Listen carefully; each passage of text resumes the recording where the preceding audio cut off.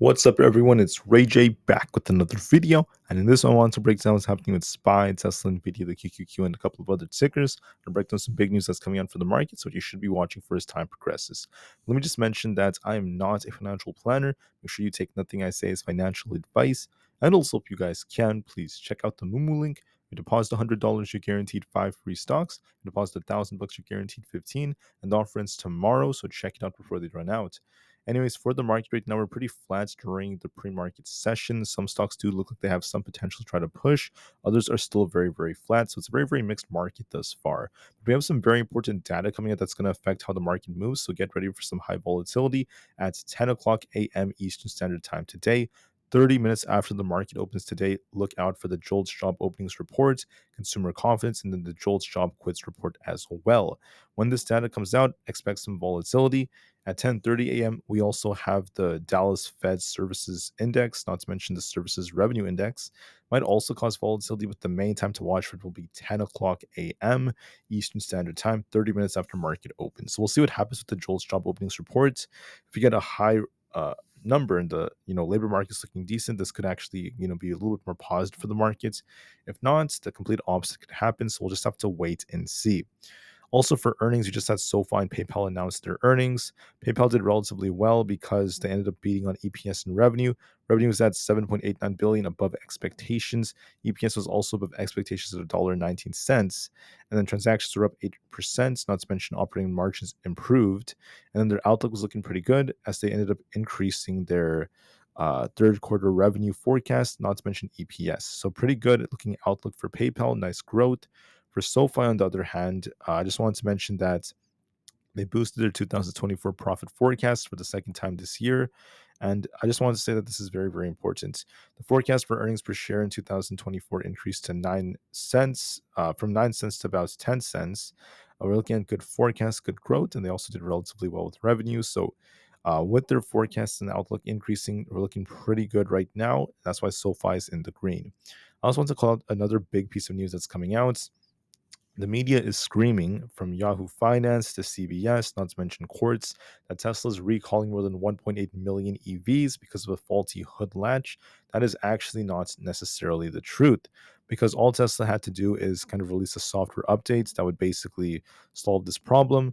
There's also been a lot of talk about this already, that Tesla already did its software updates. They're fixing this little issue. What's essentially happening is, after a customer opens the hood of their car, its latch assembly may not be detected that it's open. So the NHTSA came out and they're saying that when people put the car in drive, the vehicle may not notify the driver that the hood is still open, and that can actually obstruct the view of the driver, causing potential accidents. So as a result, Tesla had to do a software update to fix this. They're releasing it, and this should help fix the issue for a lot of these other issues. So that's something that's very important. And yet, despite that, the media is still screaming this right now. They're recalling vehicles. It's not a typical recall, it's just a software update. So I want to clarify that. That's what's going on. So we had good earnings from PayPal. So far, so good. But SPY is still range bound between the two yellow lines you guys could see.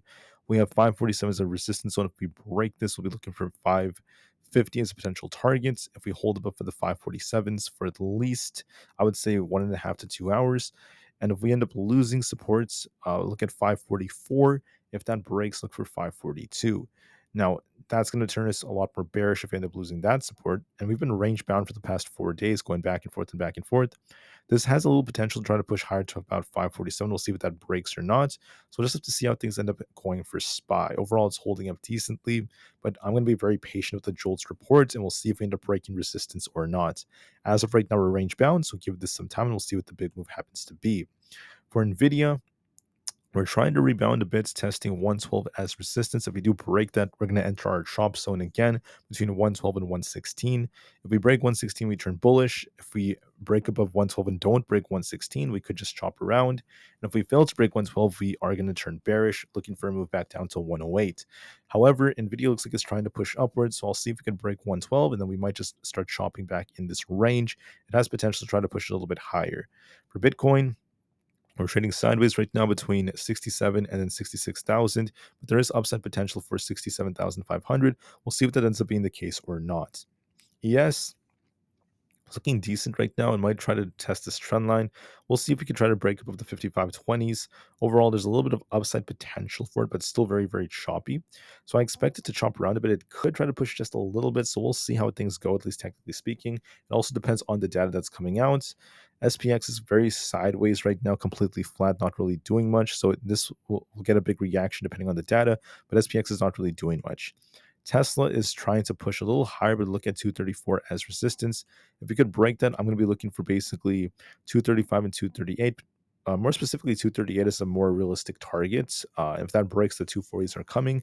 If we fail to break 234, look for a rug pull and move back down towards uh, basically 229.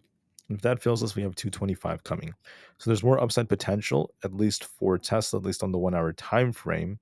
The technicals look more bullish for it, so it could try to push higher. But the thing that's worth noting is that with this potential in Tesla, whether it gets a break or not depends on if we could get a more positive reaction. My concern for Tesla is that we're getting all this bad news about how there's a recall, this and that. So, I just want to say that you shouldn't really worry too much about it if Tesla could try to get a big push above 234. We'll have to see if that breaks or not. It has potential to break, but just be a little bit careful because I'm a little apprehensive with this news. But the technicals look more bullish for Tesla, so it favors upside despite the news that came out that's very negative. For the QQQ, we basically have 466 as resistance. If this breaks, I'll be looking for 468 and then 470 plus. If we fail to break this, I'll be looking for 462. I'm seeing some potential in the chart, especially when you go to our handy 4 hour time frame. So it's looking decent. The 4 hour does show it might try to push a little bit, but then it also depends on the JOLTS job report. So we'll just give that some time. For Apple's also looking a little bit more bullish. If we break 220, look for 222. If it rejects off 220, we'll be looking for 217.64. Overall, there is upside potential. For the IWM, there's also upside potential. We have kind of like a cup and handle like structure. If this breaks, I'll be looking for 224 plus. If you reject, you'll be dipping back down to 220. This is favoring the upside for now. For Coinbase, we have kind of like a head and shoulders like structure. If we end up losing 232, we'll be looking for this gap all the way back down. If we break through this, I'll be looking for basically we need to break above 240 to turn back up. But with the head and shoulders, I'm a little bit concerned that Coinbase might start dipping. So just be careful. If we lose the 232 area, there's going to be a risk of downside. Just a few more. Amazon's looking a little bit more bullish. If we hold above 184, I'll be looking for 186.